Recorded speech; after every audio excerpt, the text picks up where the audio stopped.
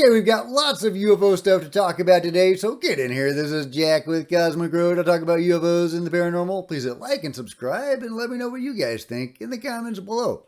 Okay, to start with, when I showed this video yesterday from the Chris Bledsoe CE5, a lot of people were saying these are birds, and that this has been debunked as birds. Hey, totally possible. Like I said in the original video that I made on Chris Bledsoe's CE5, or this particular CE5, yeah, we never get the good stuff. The 100+ UFOs with angel wings, which is what we had originally been hearing about this particular CE5.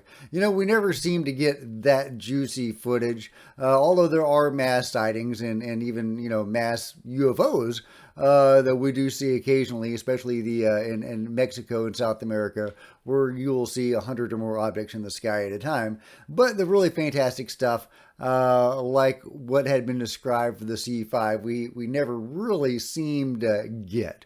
So, could these be birds? Absolutely. Let's see what Chris Bledsoe has to say about it. It looked like there were 4 orbs, but they were flopping like they had wings. And I filmed them till they went out of sight, and when you couldn't see them, I could still see them. Yeah, that was number 100. Wow. So number 100. So they have already seen 100 objects at this point. Did they all look like that? Were they all birds, as some people think? Well, let's continue. There were 4 of them. Look, right out here to your right. Lifeguard tower. Wow. Look it up on the lifeguard tower. Wow. Thank you. So as they're talking about those 4 objects that may or may not be birds, another object that is definitely not a bird appears from behind this tower. And you could say it's a plane or something, but then it almost immediately ripples out of visibility. So could that be a plane going behind a cloud or something like that? Some other misidentified object? Well, let me know your theories in the comments below. I can tell you, that's what it was. The Holy Spirit. That's who we asked to come. We asked the lady, and that's how she came. If anybody wanted to see an angel, you saw one tonight. That's exactly what it was. You saw baby angels, the little cherub you read about, the little babies, bow and arrow like, that's what you saw. Okay, you asked to see an angel, and that's what it was, Chris Bledsoe says. So I don't think that Chris seems to think that they're birds or planes. He seems to think they are genuine objects. And since we have documentation of him actually receiving communication from the UFOs themselves, I'm inclined to believe Chris. He has a connection to the phenomenon on episode 8 of Beyond Skinwalker Ranch. They hooked up some gear to his head to monitor his brain activity while he was summoning in UFOs. And they got live data of what his brain was doing when he was summoning these UFOs. He went instantly into a Zen-like meditative state that they said, a master of meditation, a Zen master, a meditation master, who has been practicing this for 20 years, might be able to get into that sort of state. Chris was able to get into it instantly, and then he started receiving communication from the crafts themselves that did materialize, again, on camera, while they're doing this investigation into Chris Bledsoe's experiences and having him summon these UFOs. Now, they appear, and as they're appearing, he is receiving communication from them, which they can measure in his brain while this is happening. Now, the communication centers of his brain are lighting up, not the giving communication part, but the receiving communication part. So, yeah, fascinating stuff that he is in contact with the UFOs themselves. He believes they're angels. He believes at least one of these objects, maybe the one that appeared from behind the tower, is an angel or something like that. Who knows? Let me know your theories in the comments below. And thank you, Larry, for sending me more of this great footage from the CE5. Really appreciate it. Ryan Bledsoe is also talking about the CE5. He says, crowd grows wild after orbs get brighter. Note the timing of it, brightening up immediately after I shout at 200 people and get them all looking at it. This is contact. Okay, well, let's give it a listen and a watch. Everybody look this way. That is one straight overhead. Oh my god. Oh my god. Ryan, I'm getting this all on film.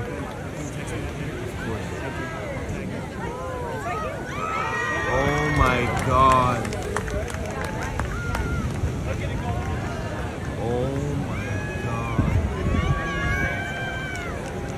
Okay, that's pretty cool, right? So this object appears, Ryan Bledsoe, Chris's son, sees it.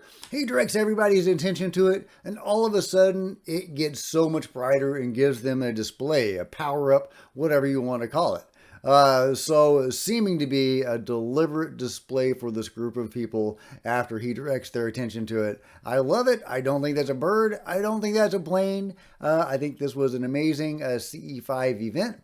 Were some of those objects birds or planes? I don't know. But either way, I do think there was contact there, and I wish I could have been there. Hopefully someday I'll get a chance to do CE5 with Chris Bledsoe. That would be amazing. But let me know your thoughts in the comments below. Meanwhile, a lot of people are getting excited about the possible alien techno-signatures discovered or potentially on a distant planet.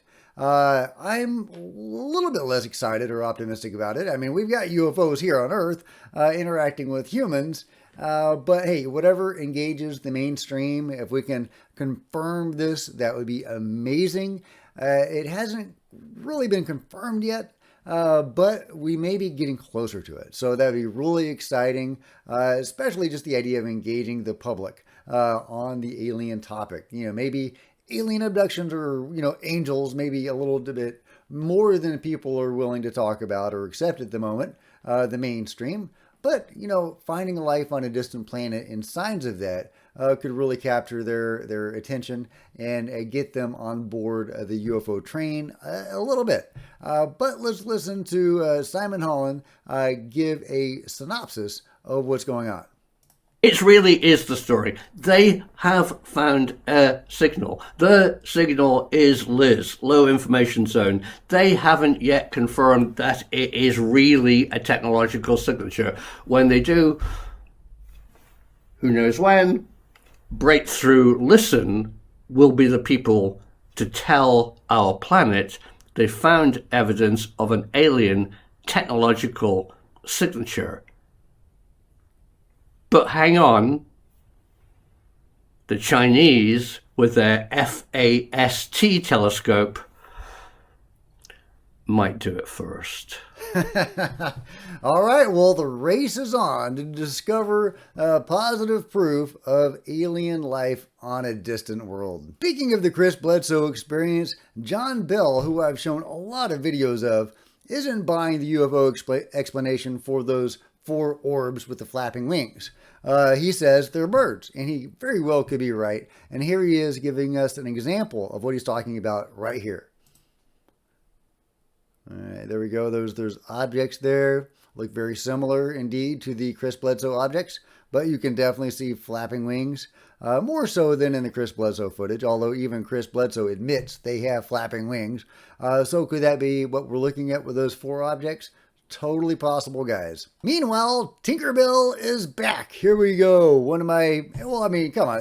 It's got to be everybody's favorite orb at this point, right? What I think of as a Category 2 orb, one of the smaller phantasmal orbs that, you know, there's a lot of blending seemingly between what I think of as the Category 1 orbs, the nuts and boltsy spheres, and the Category 2 orbs that seem more, you know, diaphanous, you know, phantasmal, paranormal, you know, other dimensional, whatever they are.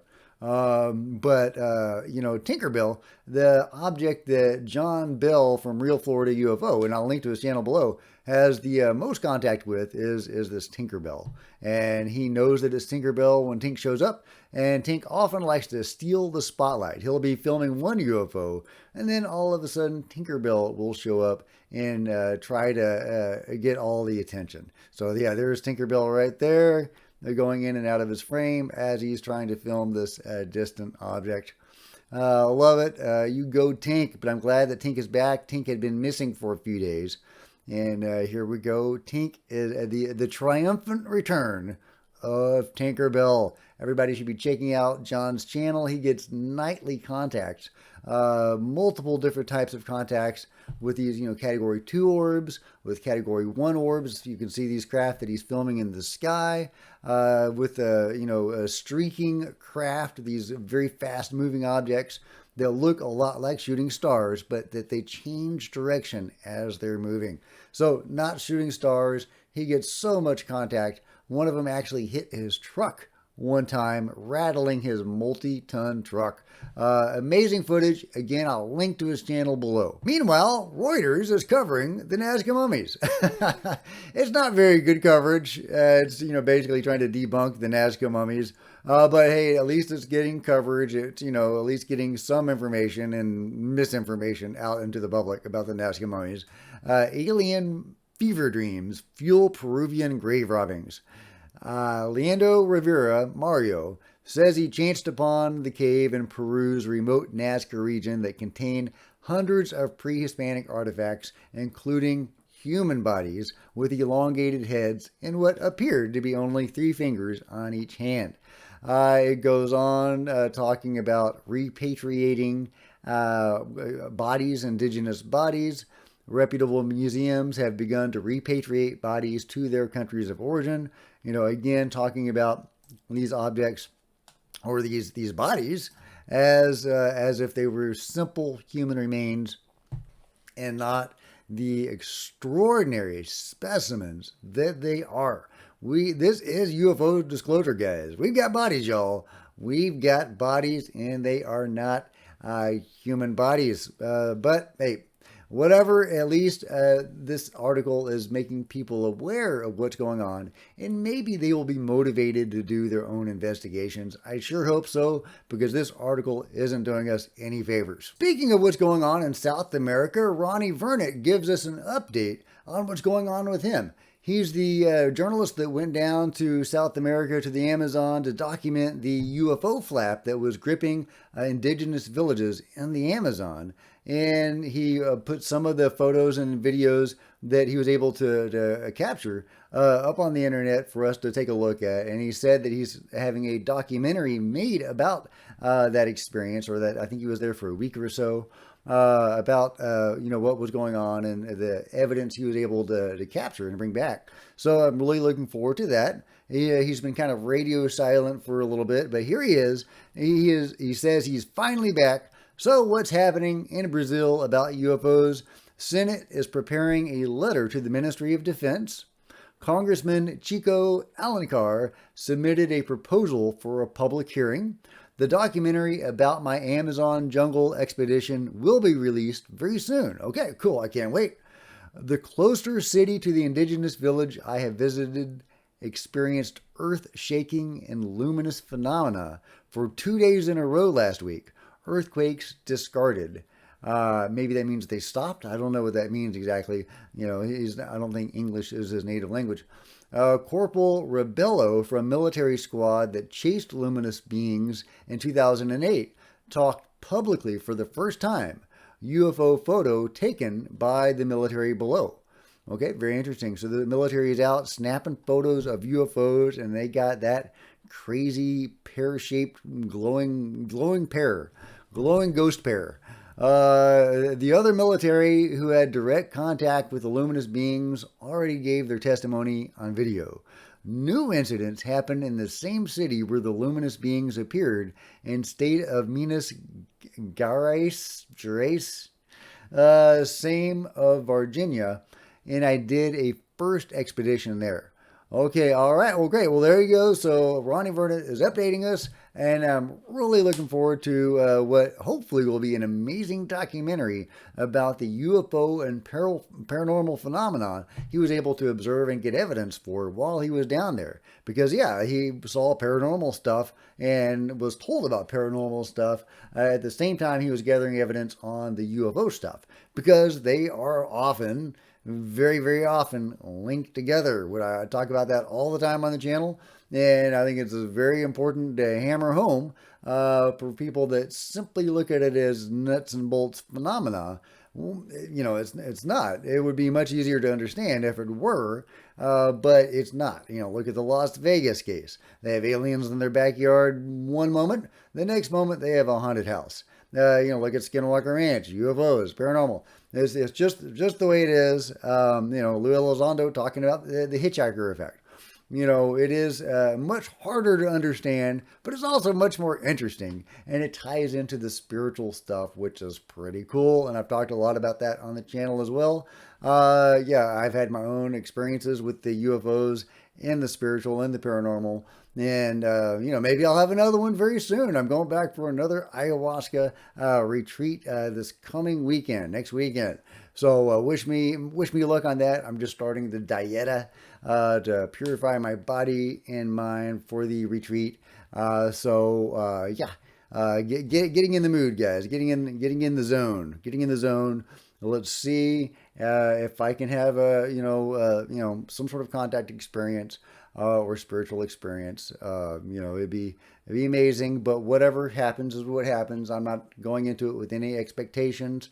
Just getting in touch with Mother Aya, and allowing whatever happens to happen. So there you go, guys. That is the roundup for this morning. Let me know what you think about it all in the comments below. And if you've enjoyed this video, please give me a big thumbs up. I sure would appreciate it. Smash the like button and the subscribe button and the bell to be notified of future videos. You don't want to miss a thing. Join me on social media. There's Facebook and Twitter links below. Love to see you guys there. You can support the channel by buying some merch, by buying a book, or by becoming a channel member. Channel members are rock stars, and I really appreciate you guys' support. Thank you so much. Meanwhile, there's plenty of other videos on the channel, and I'll see you guys next time. This is Jack with Cosmic Road, signing out.